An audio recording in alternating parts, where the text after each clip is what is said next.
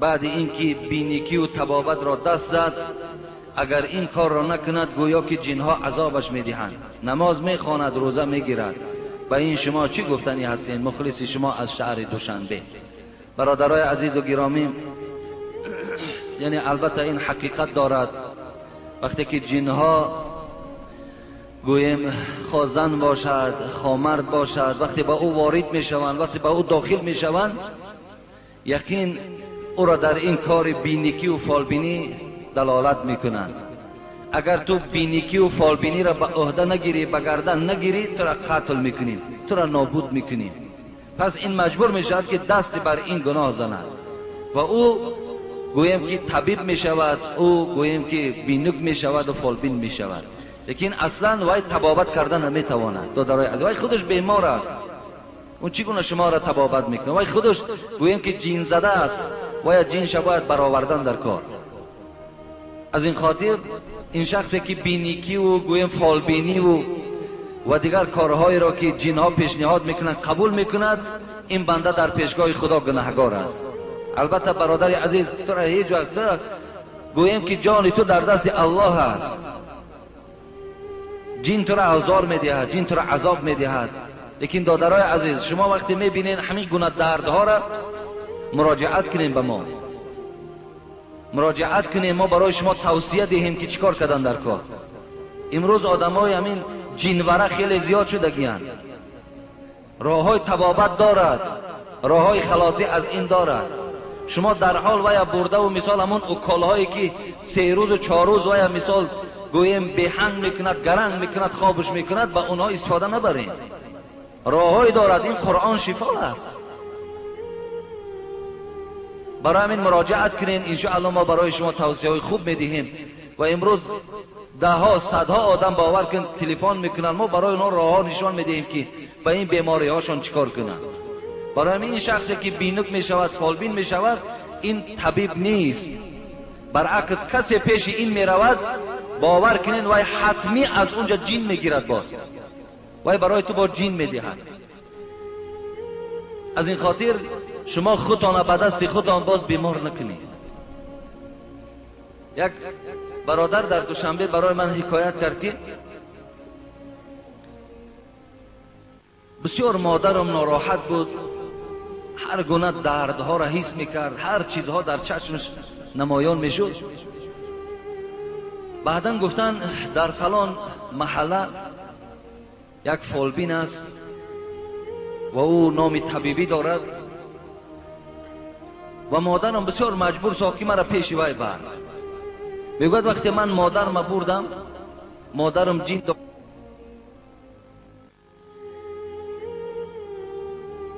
نمیبیند، آدمی سالم و سلامت نمیبیند.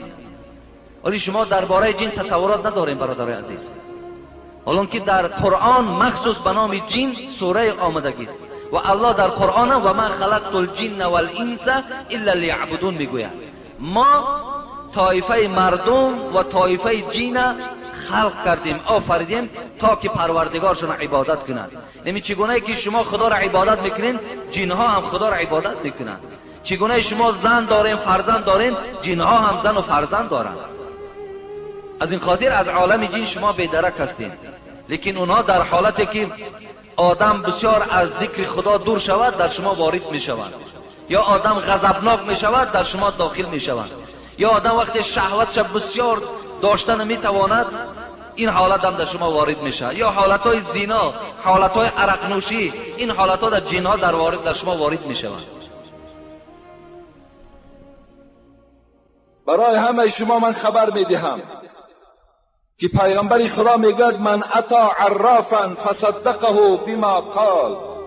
اگر کدام شما پیش عراف رفتید، عراف گفتن همون فالبین و همون جادوگر و همون بینکایی که وجود دارن، اونا که کافرن، اونا حکمش در اسلام کفر است، اونا کافر هستند. وقتی شما اگر پیش اونها میروید، پیغمبر خدا گفت فصدقه بما قال. وقتی اونا یگان چیزی میگوید، فسأله عن شیء، یک چیزی از او تو میپرسی، بعدم به تو یک جواب میگوید. پیغمبر خدا گفت اگر تو گویی که راست گفت، فقط کفر بما انزل علی محمد، تو به قرآنی که به محمد نازل شده از کافر شدی. یک تصدیق تو، یک سخن بینوکه، یک سخن فالبینه، یک سخن که اگر همون جادوگرا را شما گفتی راست گفتی، فقط کفر بما انزل علی محمد. محمد میگوید که کافر شدی تو ای امتی من به همون قرآنی که به محمد نازل شد. اینی لست بکاهن و این الکاهن والکهان والکهان فی النار. پیغمبر گفت که من کاهن نیستم، من جادوگر نیستم، من فالبین نیستم، من بینوک نیستم. لیکن برای شما میگویم که کاهن ها یعنی همون جادوگرها و بینوک ها و فالبین ها، چی مرد باشند چی زن باشند، چی شخصانی که از غیب سخن میگویند، همه اونها در آتش دوزخ هستند. گفت عالم الغیب و الشهاده هو الرحمن الرحیم. این غیب خودش فقط پروردگار میداند، غیب هیچ کس دیگر نمیداند. اونها بسیار به ترتیب هستند. من روزی 15 نام نوراللهش کند، نامش نورالله بود است، از فیض آباد بود است، 50 ساله مردک بود است. همین کسب جادوگری و کسب فالبینی و کسب بینوکی را داشته است. وقتی با یک همخدمت خود بیچاره دختری او در همون مقاله میارد که وقتی که بابای همین دختر از آشیانه دوم میافتد، مینه سری او که در اونجا پاش میخورد، این دخترچه که میبیند میترسد. یعنی در وجود یک ترس پیدا میشود. برای ترس الحمدلله امروز دعاخانه های داریم که رقیه میخوانند، امروز از آیت قرآن تبابت میکنند. وقتی این بیچاره کسلیدار بگیم، وقتی این رفیقش که آوازش شنیدگی بود، وقتی با او مراجعت میکنند میگوید دختر تا پیش من روان کن. این دختر نابالغ بود از باز. دختر تا پیش من روان کن با یک کرته سفید، با یک لطه سفید، با 2 چینی آب نارسیده، با 2 برگ انجیر پیش من روان کن، تبابتش میکنی. افسوس که نام این ملا نه بلکه جادوگر است. در ما و شما این عادت شده است میگد ملاگیش کردن. نه، ملاگی نه بلکه جادوگریش کردن.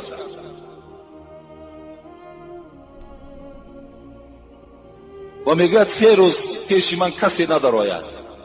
3 روز این دختر همراه این بدبخت دیگر در یک خانه، این بینوک، این فالبین، دختر مجبور میسازد، عریانش میکند، مادرزادش میکند، مجبور با او یک جایه میشود.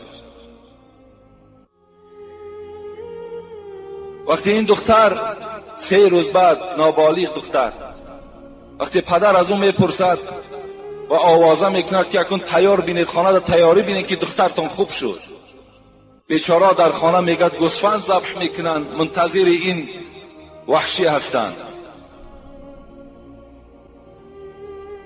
وقتی میآید از دختر میگوید بی نهایت یک حالت خیلی ناخوب و آب چشم در پیش پدر میکوید و میگوید مرا کجا بردی تو؟ یعنی در حالت من گرفتار هستم، دیگر هیچ بیان کردن نمیتونم. در حال بیچاره خبر میدهند در اداره های دولتی این بدبخت از آزادی محروم میکنند. یعنی یک شرمندگی است. یعنی زنی که پیش اینها می رود یقین دانین که وای دیگر آباد نمی آید. احتیاط کنین. اگر مرد باشین، ناموس داشته باشین، زنهاتون پیش فالبین ها و پیش بینک ها و پیش جادوگرها روان نکنین. اونا به خدا قسم در اسلام حکمشون کافر است. اونا که حکم کفر دارند. اگر دولت اسلامی باشد قتل اونا واجب است. اینا شرکی به خدا هستند. پیش اینها رفتن، از اینها مدد طلب کردن، از اینها یاری طلب کردن، شما یقین دانین که دین تا نبای میتین، تمام شما از دایره ایمان و اسلام دور بشوید.